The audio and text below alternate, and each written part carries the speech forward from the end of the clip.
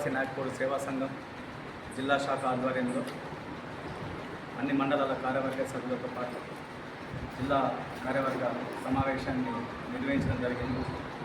ముఖ్యంగా అన్ని విషయాల పట్ల చర్చించి జిల్లా ఆదివాసీ నాయకులకు రాబోయే రోజుల్లో సేవా సంఘ భవన నిర్మాణం కొరకు ప్రయత్నం చేయాలని చెప్పేసి దానికి ఆర్థిక వనరులు ఎలా సేకరించుకొని ఆ భవనాన్ని ఎలా నిర్మించుకోవాలని చెప్పేసి అందరము కూలంకషంగా చర్చించి నిర్ణయం తీసుకోవడం జరిగింది.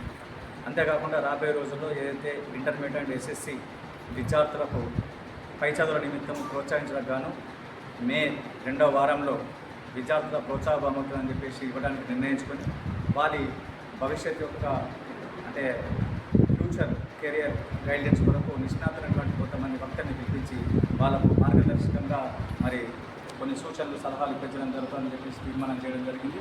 అంతేకాకుండా మరి జిల్లా సంఘ అన్ని గ్రామాల నుండి ఏదైతే ఇప్పటిదాకా రానటువంటి సభ్యత్వ రుసుము ఉన్నటువంటి గ్రామాల వారికి కూడా వాళ్ళు కూడా స్వచ్ఛందంగా వచ్చి వాళ్ళ సభ్యత్వ రుసుము చెల్లించి జిల్లా సంఘం యొక్క అభివృద్ధికి తోడ్పడాలని చెప్పేసి మేమందరికీ పిలుపునివ్వడం జరిగింది.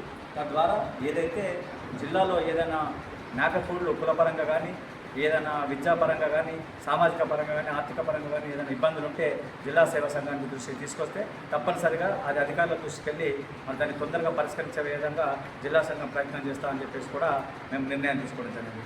ఇంకా ఏ విషయమన్నా కానీ అభివృద్ధి పథకంలో ముందుంచడానికి అన్ని రకాలుగా ప్రభుత్వ సంక్షేమ పథకాల లబ్ధి కూడా మా నాయకుడు సోదరులకందరికీ లభించే విధంగా ప్రయత్నాలు చేసి ఎక్కడ ఏ గ్రామంలో ఏ విషయం జరిగినా మరి సంఘాల దృష్టికి తీసుకొస్తే దాన్ని సత్వరంగా పరిష్కారం చేసుకోవడానికి అందరం కలిసికట్టుగా కృషి చేద్దాం. ముఖ్యంగా అందరం కూడా ఐకమత్యంగా ఉండి సంఘాభివృద్ధికి పాల్పంచుకుందామని చెప్పేసి తీర్మానం చేయడం జరిగింది. ధన్యవాదాలు. జై భీమన్న.